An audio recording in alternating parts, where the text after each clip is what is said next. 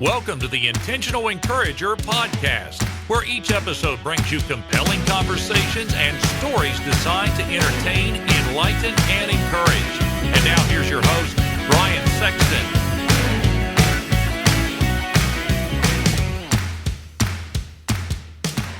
And welcome into the Intentional Encourager podcast. I'm your host, Brian Sexton. Thank you for joining us again today. And this is an unbelievable treat for me to have the Sales Rebellion as a part of our Intentional Encourager Roundtable series. I am talking about Jeff Villegas, Dale Dupree, Josh, Desha, Chris Watson, and last but not least, Joy Hewitt-Carvajal, joining me on the Intentional Encourager podcast. Hey, Sales Rebellion, how are you guys today? What's up? What is What's up? up? What is up? See, I had to wear gear because I knew all of these guys would have gear on of some kind. And if I were, I was trying to imagine if I were a part of the Sales Rebellion, because Desha he's the rebel lion. You've got the fearless leader in Dupree, the voice, Chris Watson, the encourager, Joy Hewitt-Carvajal. Jeff, you're just like the mastermind of the rebellion. I would be the village idiot of the rebellion. That would be my role, is that, you know, Sexton would be like, and here's Sexton, the village idiot of the Sales Rebellion. So you just No, that's harsh. That's harsh. That's me, man. That's So Josh. Well, Josh is the rebel lion. I mean, how cool is that? You can be the rebel lion too. I mean, you I could have take to a admit, it's shot. pretty cool. It is pretty cool. It is pretty cool. All right, so you bounced in late. I'm gonna put you on the spot, Desha. When you think about what we're dealing with right now, and the people that have come to you and said, Josh, I'm not sure where to go with this thing. I'm not sure what to do. What do you find yourself telling them more and more every day that this pandemic goes on? And we're recording this in the midst of COVID-19. But what are you finding yourself saying all the time to people that are coming to you saying, I don't know how to handle this? First thing I'm telling them is they're not alone. I mean, the vast majority of us can't figure this out. And so I think the first thing we have to realize, right, is that we're not in control. And by the way, we've never been in control, ever. And I think what we can take from this situation is we can finally, hopefully, wash our hands of this idea that we control everything in our sphere, because we don't. We don't control any of it. I'll say this again, as someone who has run a company, who has run my own business, who has led people, who has been a worker bee. I've always worked in the past with this idea and this notion that and I'm not. And so that's. I thought Josh was going to say something insightful. So, you know, I'm sure he said something brilliantly insightful that is resounding. You But there? yeah, but Josh, you're right. Is that Okay, sorry.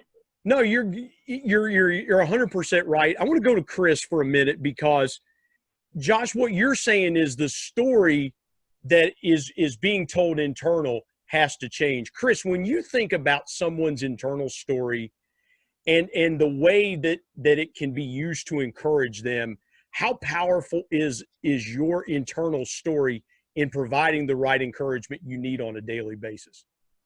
Yeah, I mean, when we have any moment in our life that breaks the normal script, so COVID-19 or losing your job or the unknown, whenever you have a defining moment like that, you have an opportunity to create something that is lasting. And so your options are, when defining moment happens that way, you either can start looking in the past. Why did I get fired? Why am I going through this? Why am I feeling this way? And start telling yourself a story of negativity, really, of, oh, I'm here because I've never been good enough. I'm here because dad was right. I'm here because my manager was right.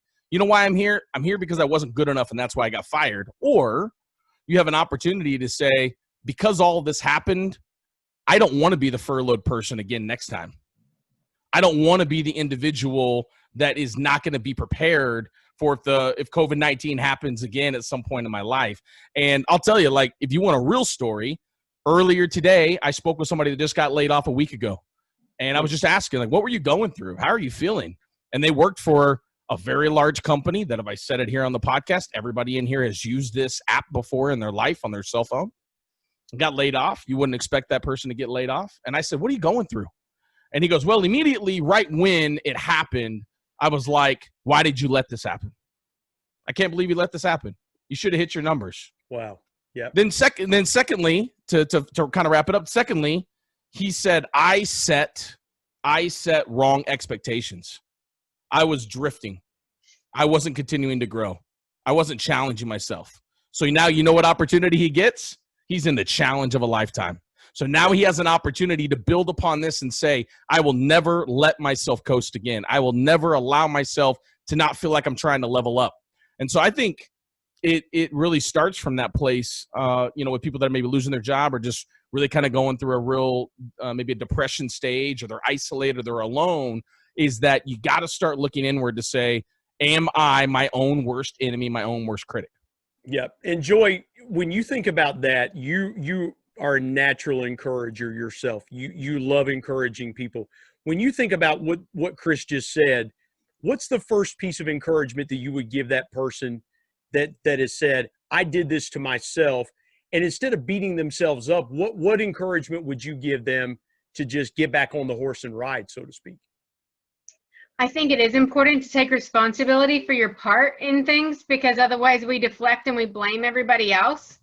But at the same token, it's kind of a process you have to go through. You say, okay, you take responsibility for the areas in my life where I did something to affect what's happening today, right?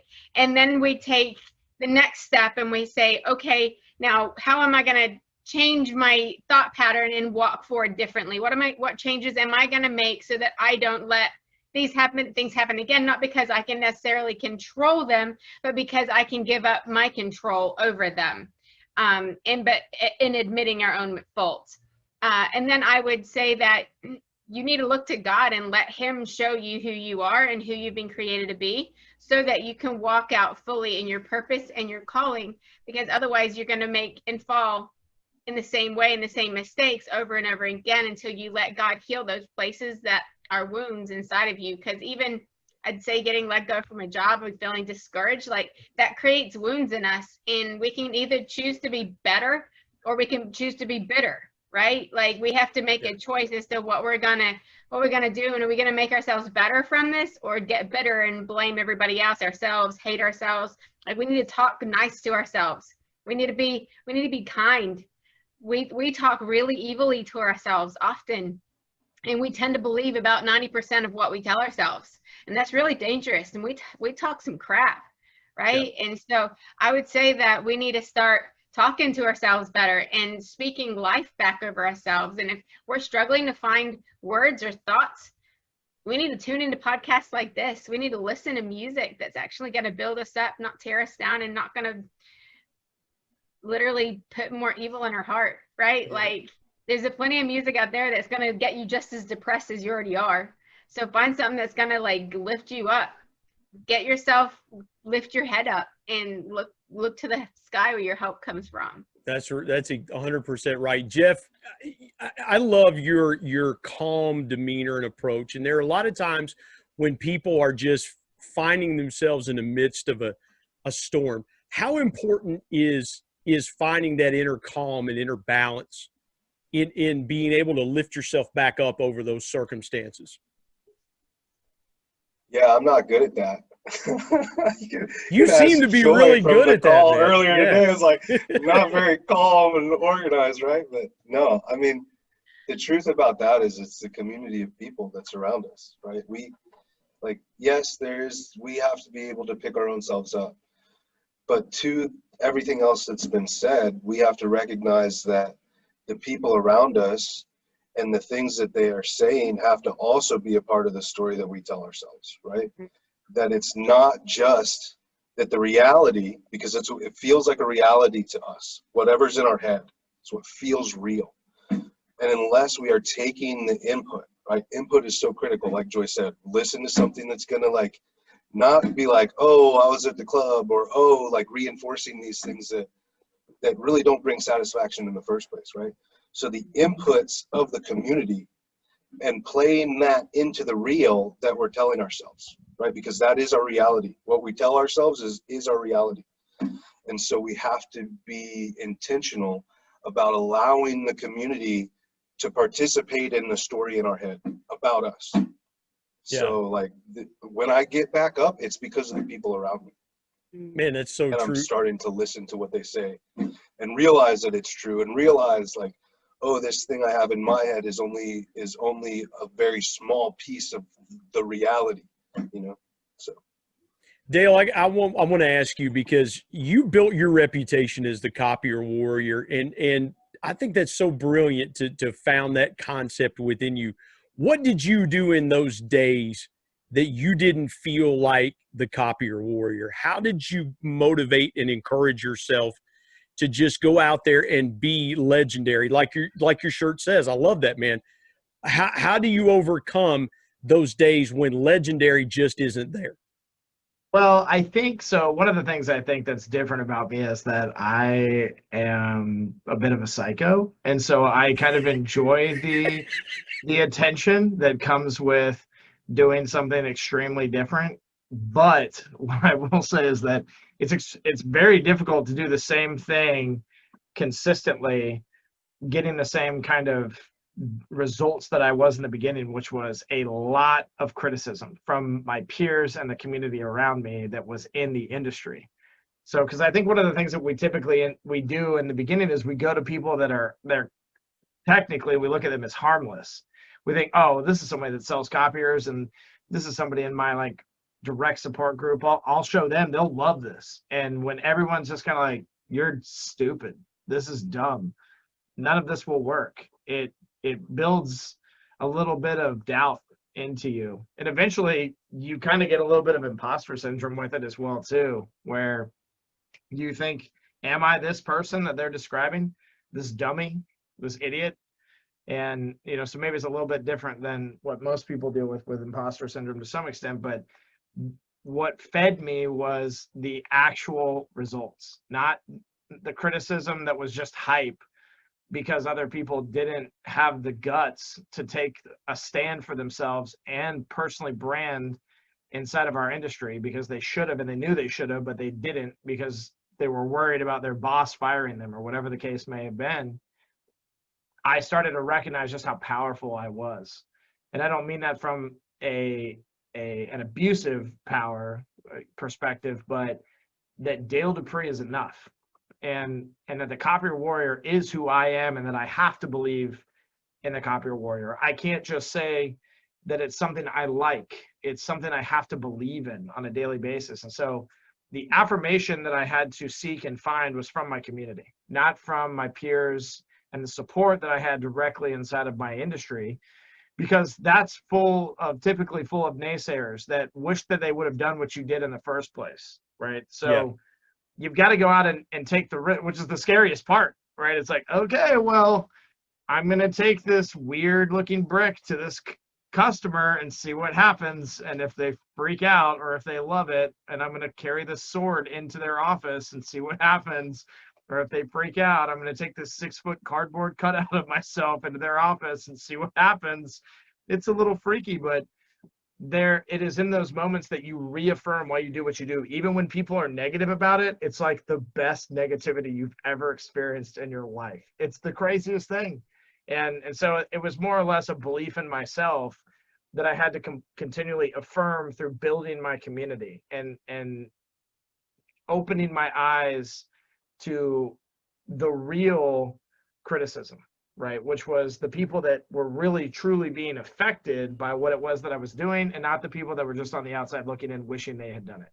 You know what I did, man? I just carried around a red freezer bag that had Sara Lee on the top and said, "You guys want a muffin? Take a muffin."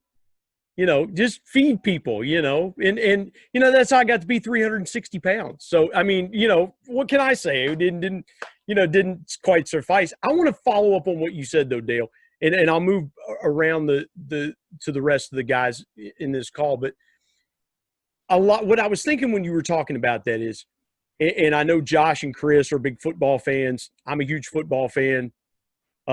Jeff and Joy, they like sports as well. You're a big soccer fan. But a lot of times people, football players especially, because the NFL is just kicking off, a lot of guys flip a switch when it's time to play.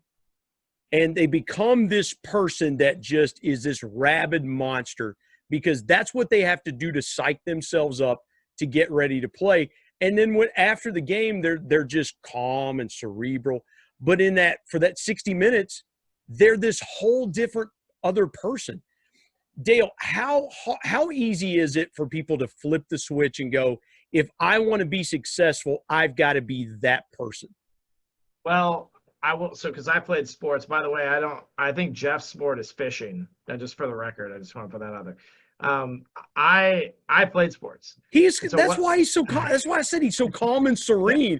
It's like a day on the lake, you know? He is. He's the guy on the lake all the time. So I will say that I watched other people like flip the switch and I didn't like it. And so I think there's two switches. I think there's one you force on and there's one that you naturally turn on. And I was the naturally turn on switch where we go out on the floor and you'd think like, this guy's kind of big for his age. Because I was like abnormally tall and I had a beard at 12 years old. It was weird. And because of that, I was already kind of intimidating. But when I came out on the floor, I wasn't like in your face and I wasn't breathing down your back and I wasn't blowing kisses. I was just walking around giving daps and saying like, good luck, very simply to people. And I think that that's what probably caused the respect factor to turn up, because what people slowly realized, not just that I played against, but my team, the people in the crowd. And people used to come and watch me play basketball. I know it's crazy. And if Jack Wilson's listening right now, he wants to say something so bad. I promise you. He thinks he's so much better at basketball than me, but he's not. But people that would come and watch, they would say, you know what we love is your Christ-like attitude. And this is the thing that I think that people need to recognize, is that that's authentically Dale. And that I draw my power from my authenticity. That I don't need 30 minutes to prep. I'm in the game all day, all night. And that's what a real athlete does. That's what a real winner, that's how they look at their lifestyle. They look at everything they do as going hard. When I order food, I go hard, right? When I do anything, I go hard, right? Like, and Jeff knows that game. Like, that's my food buddy right there. But that's the thing, is that you have to take this stance against mediocrity in general. You have to take it in all facets of your life. You have to do everything better than you've ever done it before, and you have to do it efficiently, right? So it's the concept of this control, like I talked about a little bit earlier, and not this control of through manipulation and power, but this control around intentional interactions with other people and what that looks like. Because if we're not being intentional in all the things that we do, whether it's on the court or off the court, because you got to be the same person that was on the court, or else I lose instant respect for you as an athlete. That's how I always looked at it, right? Imagine you go and you meet your favorite celebrity and you walk outside and they don't look you in the eye and they don't say anything and they like scribble something on a piece of paper and walk away. That's frustrating, right? Here it is, somebody you've been pouring your heart and soul into, and they don't even care in the first place, right? So you got to be that person at all times. Chris, how important is your voice, what you're listening to? Because I tell my son this all the time, and I shared this with my 20-year-old. I said, if you want different people in your life, you got to do different things. But that voice inside of you is what, and I come to you with this question because you're really intentional about your voice, your internal voice, and how it sounds and how it projects. Take the audience through a voice exercise when you're trying to tell yourself it's going to be better. I am going to be better. I'm going to be different. Yeah, so let me take 2 steps back and then I'm going to go forward. I just want to point out that when Dale's talking about fully immersing yourself in it, that if you really listen to him, he didn't fully immerse himself day one because he had to go and carry that huge sword in. He had to go to carry that huge cardboard box in. So there were some one step of immersion, tiptoeing in. Now he's fully immersing. He goes hard when he orders food. But I just want to make sure everyone heard that like there was a process. And so if you just lost your job and you're like, what am I going to do now? It's that next step to be authentic. Whatever game you were playing with your mask on and you were working at some company as something, you didn't really believe in it and you weren't able to be authentically yourself, take the next step. As far as the inside, I think it ties directly in. You know, I think the inside piece is that we're fighting our own worst enemy, which is ourselves many times. And we're telling ourselves that, you know what, I don't know if I can be successful doing that. I don't know if they're really going to like the real Chris Watson. But on the same hand, on the other hand, I also have struggled with, well, you're only a storyteller. You just tell stories. And so then you start to try and make up these other things that you think people want you to be. Jeff and I had a phenomenal talk probably a month ago where we were talking about the psychology of kids and how, like, kids, the way they actually live out their lives is they think that their parents want them to act a specific way, so they live that out. Jeff, can you give me a nod if I'm on point with what we're talking about? Cool. Jeff is nodding for those of you listening in the Yes. audio sphere. So in that, here's the exercise. You ready? The exercise is Chris Watson's taking on this new role today, or he's going to do something different, and he's going to be authentic for the very first time. Now you got this internal battle going on. I don't know if I really want to do it. Can I do it? Should I do it? Why don't I do it? Here's what you do. You ask yourself this one question. It's really simple. What do you want the future story to be told about you? What do you want the future story to be told about you? And I'm guessing somebody made Dale think about that. Somebody is making Jeff think about that. Quite frankly, someone makes every single person on this call think about it. That's why the Intentional Encourager started. That's why Josh is who he is. That's why Joy is who she is. That's why Jeff is. That's why Dale is. Because we are now living our lives being accountable to the future story that's going to be told about us. Not the story that's going to be told about us tomorrow. Not the story that's going to be told about us next week on LinkedIn. Not the story that my friend from high school that I could care less is going to tell about me back home. No, I'm living for the story they're going to tell when I'm no longer here. That's the story I'm living for. So when I start living for that story, I don't get caught up in this like internal battle, because now I'm held to almost a standard that nobody can touch. Because here's the truth. I'll be gone. You can't touch my story of when I'm gone and they're talking about the legacy of the Sales Rebellion and how we've impacted millions and millions. I'm gone. So if I start living my life and start worrying about that next step for immersion, for authenticity, for the story they're going to tell, man, I start feeling that like 18-year-old self invincible, and that's why I can step on the court and just be me, because I'm living for a bigger story than the other guy I'm playing against. Watson missed his calling. He should have been a Pentecostal preacher. That's what Watson should have been. He should have been a Pentecostal preacher, man. Yeah, that was good stuff. Let me come to Josh real quick, because I wanted to kind of piggyback off of that, Josh. How important is legacy when somebody is walking through their journey in life? Because you're very intentional. What I love about you is the legacy that you're trying to leave, and we're all trying to leave. But Josh, you're especially intentional about that. Talk a bit about legacy in the midst of a journey. Yeah, and speaking of legacy, I've got my 14-year-old daughter right next to me in the car. Say hi, Michaela. She's waving. She doesn't want to say hi. Josh, she's way prettier than you ever thought about being, man. So, you know, yeah, that's good. I'm glad she made an appearance on the Intentional Encourager podcast. Thank goodness. No, look, I mean, legacy is all that matters. Because the legacy I leave is what shows other people, it points other people to God. It points other people to what I did and what I realized way too late in life, by the way. You know, all this stuff about intentionality and being who we really are. And I spent decades being who I thought I needed to be instead of who I was. I spent years and years pretending to be this person who had it all together when really I was almost dead inside. And it wasn't until, you know, I was, 40 years old where I was able to open up to my wife about things that happened in my past that allowed me to finally come to grips with who I really am. And who I really am, by the way, and anyone listening, who you really are is exactly who God intended you to be.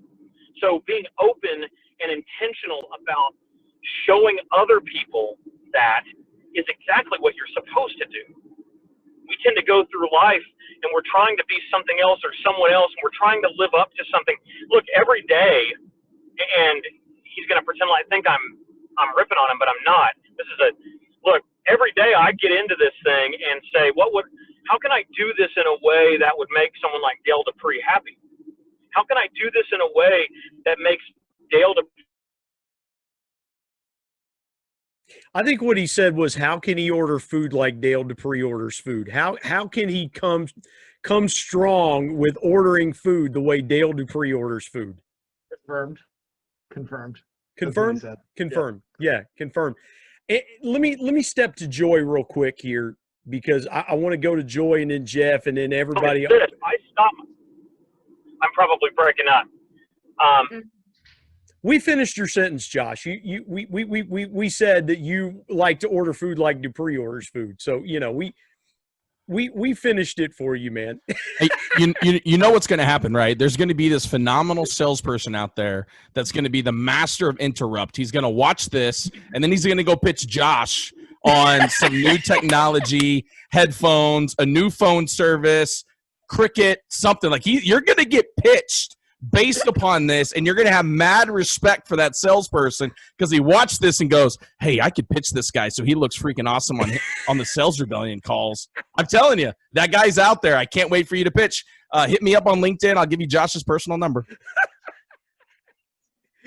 Oh, my. Watson just came off the top rope with the atomic elbow and just laid it in there. And I wanted whatever. Yeah, whatever. That's right, Josh. No, I didn't hear any of it. I'm sorry. I'm driving all over the place in Little Town, Texas. Stop that. That way y'all can get back to internet that works. No. Legacy is what matters. Josh, you forget I live in West Virginia. You talk about a challenge with internet. It's a challenge with internet. Yeah, the legacy is for people in West Virginia, it's no internet. So, Joy, we can't be that unless we live who we are. So no, 100%. I agree with that. Joy, I want to ask you, and then I'll come to Jeff, and we'll finish up with where we're going. This has been so good. We could do 4 hours of this, and we will have the Sales Rebellion back for another Intentional Encourager Roundtable. But Joy, I've got to come to you real quick because, as I mentioned earlier, you are an encourager by nature. Your story is incredible, how you came to the United States, and Joy is going to be on an upcoming episode of the Intentional Encourager podcast. We're releasing it very soon, so go back and hear it. You'll hear this one later. But Joy, when you think about what you've overcome in your life and where you are today, what was the biggest thing that you felt like propelled you from a little girl in New Zealand to where you are now with the Sales Rebellion? Cool. God, 100%. Every single thing that I've been through, God has been there for me. Every moment I've felt unworthy, unlovable, unknown, just somebody's wife, just somebody from some weird small town in the middle of nowhere, in the middle of New Zealand, which is in the middle of nowhere, right? Like, in America, New Zealand sounds really cool, but in New Zealand, we're just New Zealand. We're grateful for it. And I came from, I got bullied as a kid, right? And so I'd say that God has been there so evidently my whole life. And even when I felt like I was the one who screwed it all up, I felt his love so much stronger and so much firmer. And it gives me new grace and new understanding to look at other people from new lenses and help me to look at them not for what they've done wrong, but for how much they're loved and how much they're cared about by God, because I felt him do that for me. And because I felt that, I want to give that. And so that's why I'm here today, is because I have felt loved. And I've been loved despite not being worthy of love. And I know, like, we've all fallen short. We've all screwed up enough. And we can all talk about how we are not worthy, but God makes us worthy. And so even Brian, you're not the village idiot. You're freaking worthy, bro. You're worthy of love. You're worthy of being a part of us because we are inclusive, not exclusive. We do not cast you out and say, no, stay on the sideline. We say, come on in. You're welcome here. You're worthy here because God made us worthy. His love makes us worthy, not because of anything we've done, but because of who he is, how he is, and what he's truly created us to be, fully, completely ourselves in his love. Well, and I say that, and I'll be completely transparent.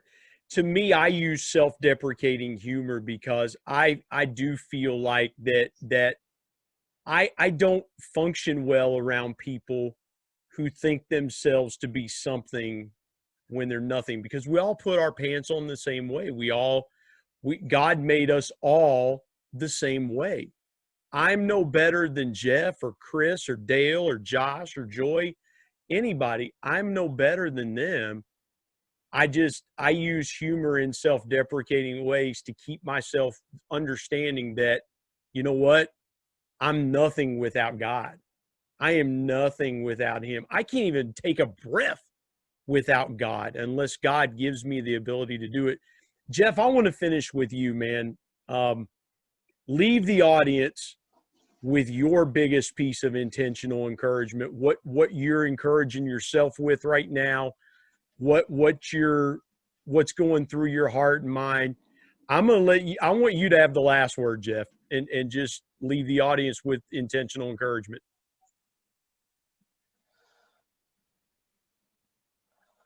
Yeah, so I think that so many of us really need to allow ourselves to be encouraged.